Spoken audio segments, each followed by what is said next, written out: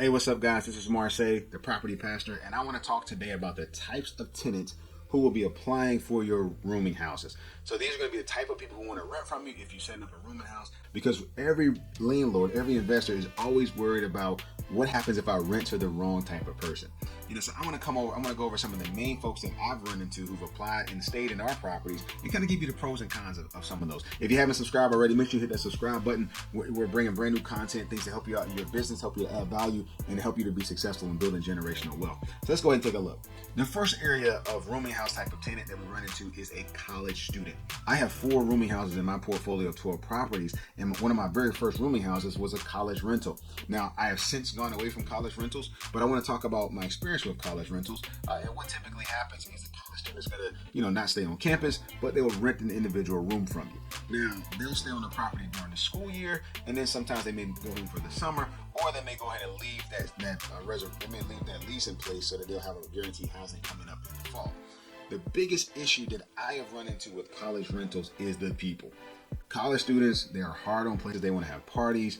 They may be doing illegal activity inside of your property. They may be having, girls over, boys over, whatever. All of those things can just be a big hassle and big headache. The cops are getting called out to the property and those kind of things.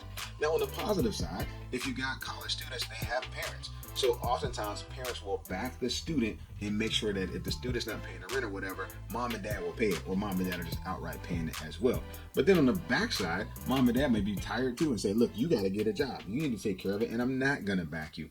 But oftentimes with the college rental, the guaranteed income really does help, but the wear and tear on the property, the management headache that comes with it can really be a negative aspect of renting to college students.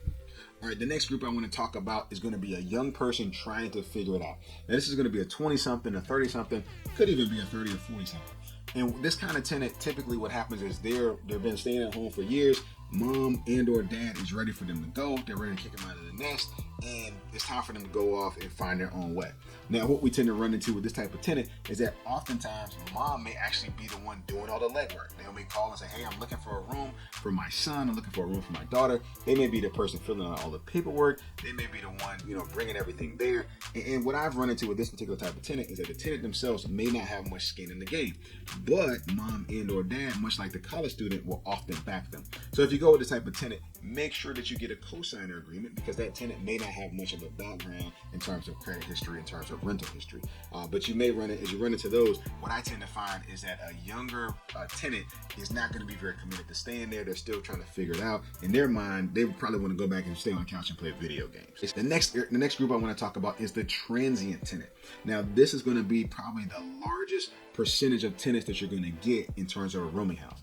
Now, a transient tenant is somebody who's oftentimes in between stages in life. And this person may be staying with a relative at the time, or they could be staying in an extended stay hotel. And if you've ever seen those types of housing advertised, they are very expensive. But oftentimes, a transient tenant, that may be all they can afford. So that tenant they may have bad credit. They may have just gone through a painful divorce. They could have a criminal past. Or they could just be a person looking to save up money. They could be trying to save up money for something better. This type of tenant is not going to stay with you very long, but you're going to get a lot of these types of tenants. Now, this type of tenant can really be a toss-up, and that's why screening is so important, because with this type of tenant, you really have to do your homework. But again, you're going to see this type of tenant a lot, so it's really important that you're able to sift through some of the key clues that this tenant will present to you, and understand what they're bringing to the table. So they'll, at best, I think this type of tenant will only stay with you for a few years. And so they're not going to be your 5-6 year type of tenant, but you don't want to get tenants who are only going to stay for 1 to 3 months. If they only stay that long, now you're going to have tenant turnover and you're going to be losing income. This type of tenant may also be looking for a chance to get back up on their feet. Like I said, life hits people really hard, and when it hits them hard, they can't qualify for all different types of housing. But it's really important when you're dealing with a transient tenant to recognize what you're working with. The next group is going to be a location tenant.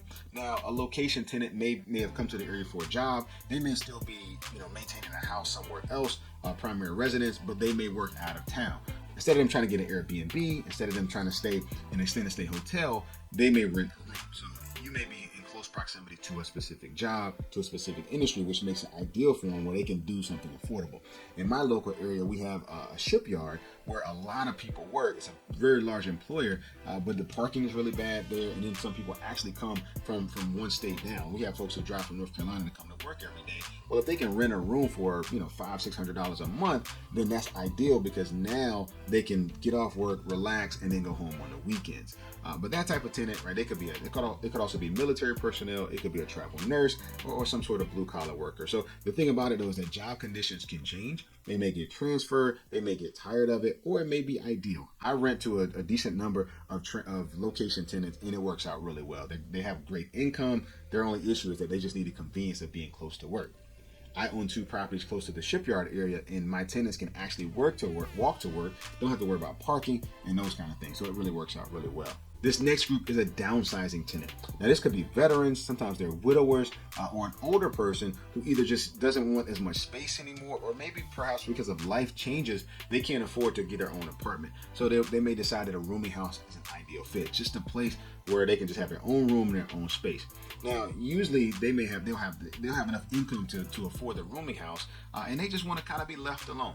I love this kind of tenant because they don't cause a lot of extra issues. They're very low maintenance. They pay their rent on time.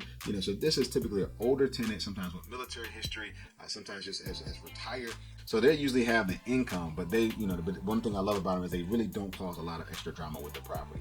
This type of tenant is really important, but you want to keep this type of tenant because they stay for a very long time. This is one of my ideal types of tenants. The next group is a low-income government-assisted tenant.